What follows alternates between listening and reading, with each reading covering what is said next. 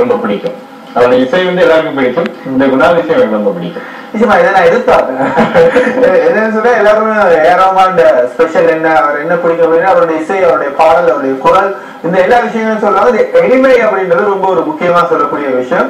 அது உங்கள்கிட்டையும் காணக்கூடிய கிளையில சொல்லக்கூடிய ஆக்டோபேட் கலைஞர்கள்ல வந்து இப்ப புதுசா வாசிக்க வரவங்க சரி, இப்ப இசைக்குழுக்கள்ல ஆக்டோபேட் பிளே பண்றவங்க சரி, பிரபா அப்படின்னு சொன்னா ஒரு மரியாதையும் ஒரு கனவும் இருக்குது.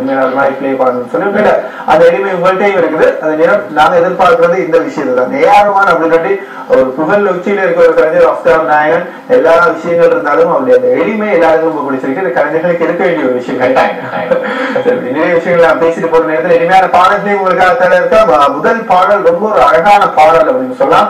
பிரபா அவர்கள்ட்ட கேட்கும் அந்த பாடல் பாடுறதுக்கு தயாராக ரணில் ஜிஜேந்திரா, அதே மாதிரி இஜாஸ் இருக்கிறாங்க, சாகித்யா ரமணன், திவேதி, இந்த கலைஞர்கள் தான் பாடல்களை வழங்க வந்திருக்காங்க.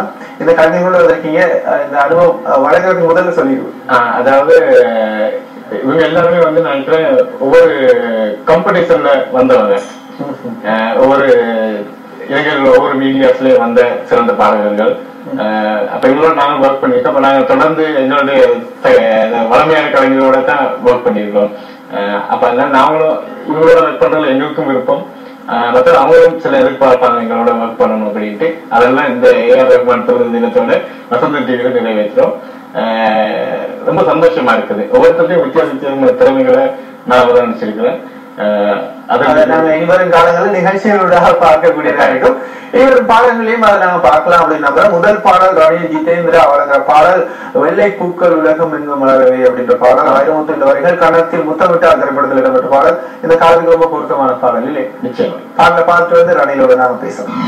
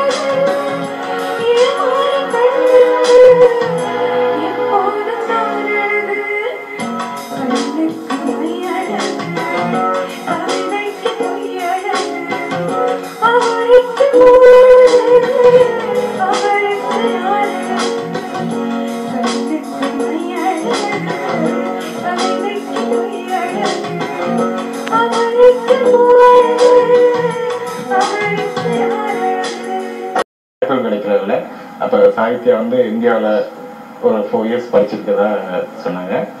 மற்றபடி சாகித்யாவோட டோன் ஒரு டிஃப்ரெண்ட், அதாவது அது டோன்லயே ஒரு ஹஸ்கி, அதுல ஒரு பாவம் இயற்கையாக இருக்குது. நான் அதாவது என்னுடைய ஒரு ஆல்பம் ஒன்றுல பாட வச்சேன். அந்த பாட்டுல வந்து அதை கேட்கிற நேரம்லாம் அந்த நான் என்ன மூட் எதிர்பார்த்தனோ அந்த மூட் அப்படியே அந்த பாட்டுல இருக்குது. அந்த மாதிரி ரெக்கார்டிங் வாய்ஸ்ன்னு சொல்லுவாங்க, சில பேருக்கு ஸ்டேஜ் வாய்ஸ். அந்த மாதிரி ஒரு சிறந்த பின்னணி பாடகியா வர்றதுக்கான நல்ல தகுதி உள்ள பாடகி சாகித்யா. ரொம்ப சந்தோஷம். சரி சாகித்யா, அவருக்கு நல்ல பாராட்டு வாங்கிட்டீங்க. உண்மை சொல்லுங்க, எங்களுடைய வசந்தம் டிவி ரசிகர்களுக்காக என்ன செய்துட்டு இருக்கீங்க, இசைத்துறைக்கு எப்படி வந்தீங்க விஷயம்? நான் வந்து கர்நாடிக் மியூசிக் வந்து கலாக்ஷேத்ராவில் முடிச்சிருந்தேன் டிப்ளமா. இப்போ வந்து வெளியில் ஷோஸ், ரெக்கார்டிங்ஸ் இந்த மாதிரி பண்ணிட்டுருக்கேன். உங்களுக்கு மியூசிக்கில் எப்படி இன்ட்ரெஸ்ட் வந்தது? இந்தியாவில் போய் படிக்கிற வீட்டில் எல்லாம் லவ் பண்ணியிருக்காங்க. அது வந்து அப்பா வந்து ஒரு நாதஸ்வர வித்வான், அப்பாவோட பேர் ரமணன். இப்போ அதில் எனக்கு சின்னன்லேருந்து மியூசிக்கில் ஆர்வம் இருந்தது. அப்போ பாடிட்டு இருப்பேன். அதனால இங்கே போய் படிக்கணும் முறையா சங்கீதம் அப்படின்னு சொல்லிட்டு படிச்சுட்டு வந்தேன். சாகித்யா பற்றி இன்னும் நிறைய விஷயங்கள் பேசலாம். இனிமையான பாடல்கள் உங்களுக்காக வர பாடல்கள் வந்து தெரிவு செய்யறது மிக குறைவு நிகழ்ச்சிகள். அந்த பாடல்களை தெரிவு செய்யறதுக்கு முதல்ல பாராட்டுகள் அந்த கலைஞர்களுக்கும் என்னுடைய பாராட்டு. அதாவது இந்த பாட்டுகள் வந்து ஸ்டேஜ்ல லைவா வாசிக்கிறதுங்கிறது வந்து ரொம்ப ரிஸ்கியான விஷயம்.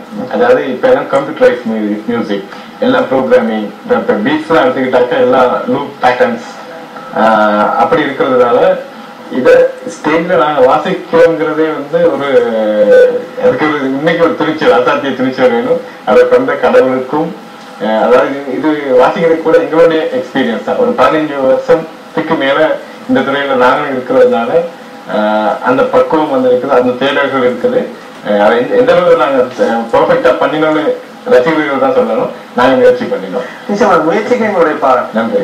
அடுத்த பாடல் வழங்குறதுக்காக இஜாஸ் அவரோடு திவேதினி தயாரா இருக்கிறாங்க. ரொம்ப ஒரு அழகான பாடல் தான், அதுவும் கூட புது வெள்ளை மலை பொழிகின்றது அப்படின்னு சொல்ற பாடல்.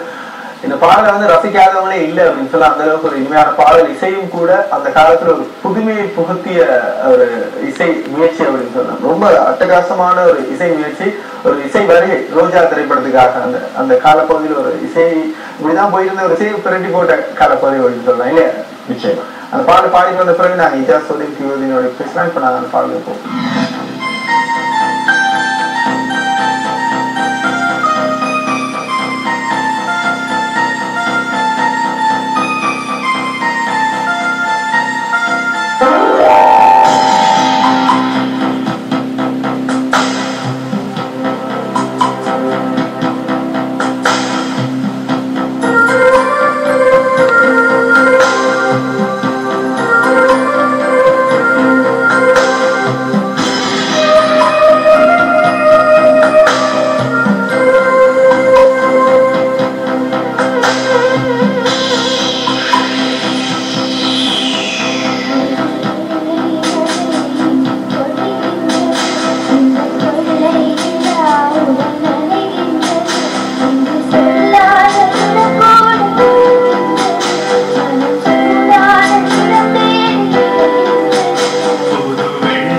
மழை இங்கு பொழிகின்றது இந்த கொல்லை நிலா உடல் நனைகின்றது இங்கு சொல்லாத இடம் கூட புலகின்றது மனம் சூடான இடம் தேடி அலைகின்றது